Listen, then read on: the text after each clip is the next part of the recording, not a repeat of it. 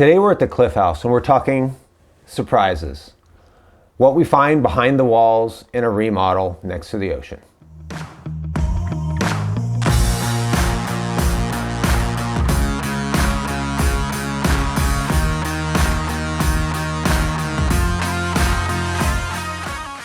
So today we're with Juan, who's the project manager of the Cliff House.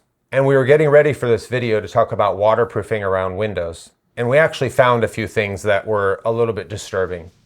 So what we were looking for were tears in the waterproofing on the underside of the stucco. And we know from previous talks that stucco is actually not waterproof. And it is the waterproofing material, which is typically tar paper, that builders put underneath the stucco that diverts the water away from the house. And what we noticed on this project was that that waterproofing actually had tears in it. And as we were looking at that, we actually noticed some rather concerning things. We actually saw little round holes in the waterproofing. And we know from previous work that those little round holes are typically made by termites. And so what we did was we actually went and looked behind those little round holes into the wood that was on the other side of the waterproofing. So underneath the stucco, but between the waterproofing and the stucco. And what we saw was that the termites had really done some serious damage on that. And unfortunately, it means that this termite problem was significantly larger than we originally anticipated. And what we're going to end up having to do is replace what looks like that whole wall. Now, as you can see in the picture, those little round holes don't look like much, but they hide a world of damage behind that tar paper. We'll also see in this image that you see a bunch of what looks like salt and pepper grains. And in fact, that is the feces of termites after they've eaten the wood in the project. And in this additional picture, you're actually seeing all the damage that those termites can do. Now, this is the bottom of the wall, and that bottom of the wall supports all of the portions of the wall above it, including the roof. So that's actually a really important piece of wood that's in this structure. And so we're going to end up having to really look at that material and see if it's physically compromised and it needs to be replaced. So we'll send pictures to the structural engineer to ask them about that. But really it involves an entire rebuilding of a big portion of this wall that we didn't even understand because we didn't even understand that the termites were behind the waterproofing.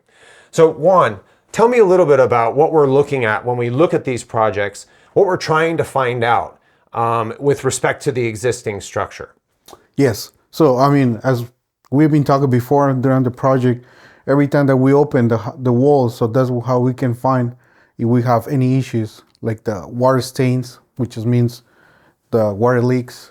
So the stain on the floor, which you're looking at right now, was actually an indication of us that we needed to look deeper because water has been getting into Correct. That wall. Okay. Correct. And then does the termite feces really, like, we see it a lot. We see it a lot in windowsills and at the bases of walls. And in this project, we see a lot of it underneath windows. Is that telling you also that we have problems? Yeah, it's pretty common when you open the walls and you find like a little stain from the water. It's pretty common that you might have termite issues. Right into the termites follow the smell from the wet wood. Yeah, exactly. Okay. And so really in California, we have a lot of termites. And there's a joke going around that basically says, if your house doesn't have termites, it will have termites. And clients often ask us, should we get our house tented to get rid of the termites? And really the answer is, if you do, you're going to drive your termites, because the termites in California are mostly subterranean termites. So if you tent your house, you're going to drive your termites into the ground. They're going to go to your neighbor's house. And then in a year, when all the chemicals from the tenting are gone, they're going to come back into your house.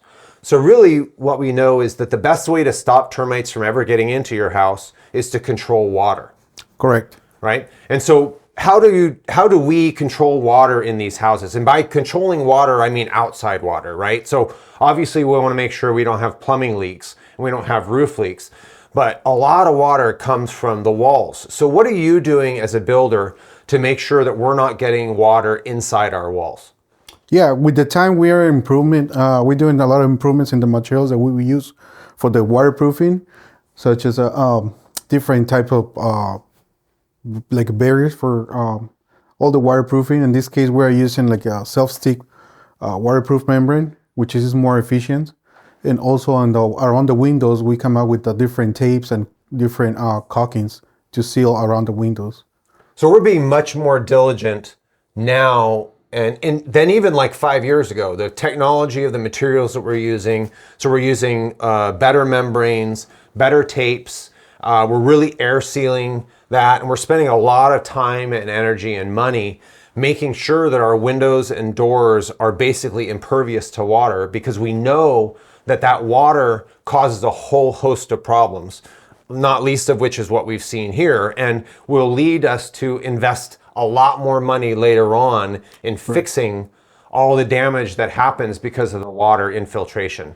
And so I think it's really important to understand that while waterproofing may seem like something that's not really important in a house, it's one of the most important, if not the most important, not only for maintaining the value of your project, but for increasing life and safety. Because as you get water infiltration, it again draws termites, but it also causes mold damage. So mold needs three things. It needs an air, it needs water, and it needs a food source. And that food source is wood. And in California and most of the United States, we're building most of our houses with wood. And so we need to be extra careful about the ways that we build these houses so that we're not introducing potential future problems, whether it's the waterproofing on the deck outside or the waterproofing underneath the stucco or whatever siding we're using.